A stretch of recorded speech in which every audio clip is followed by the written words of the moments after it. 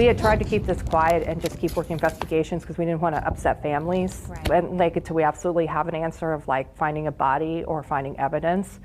The reality is like everything blew up when they dug up the yard. It's these images that flipped yet another page in Carrie Rawson's story.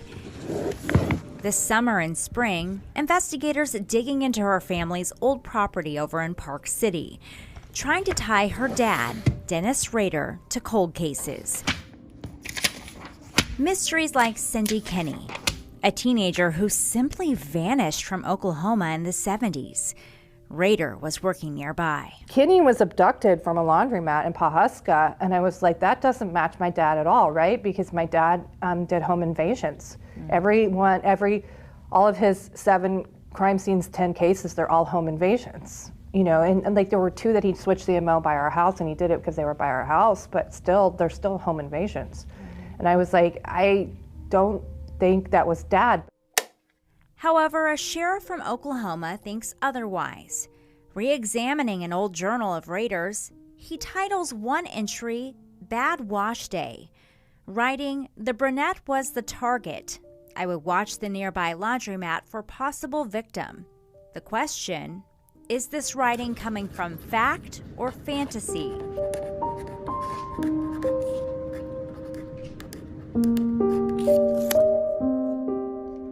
Rader claims he had attempted kidnappings before his first known victims, the Otero family. Julie, Joseph, and their kids 9-year-old Joey and 11-year-old Josie, they died in January 1974.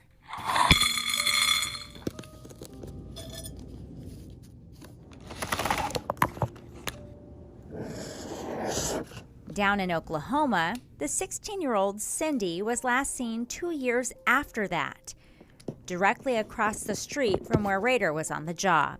He talks about attempted kidnappings other times. And so if you really start digging in there, there's like so many concerns. It's a tough reality for Carrie, writing a memoir a few years ago, facing the headline that has taken over her life. She is a serial killer's daughter. Her dad admitted to the deaths of 10 people, but are there more? That's what's brought her back to the heartland several times this year. Detectives driving her to different places, like over in Missouri, and a moment she did not expect. And we were driving, and we came upon this like small creek, and it was flowing pretty good, and it has like white shell rock all around it. And I go, wait, stop. I said, we fished here.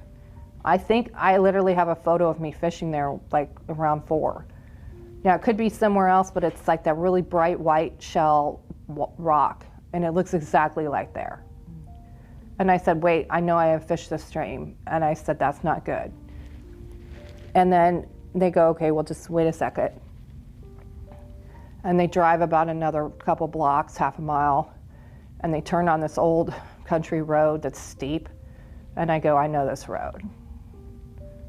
And then that's where I got real sick again. And I shouldn't know that road, right? It doesn't make any sense.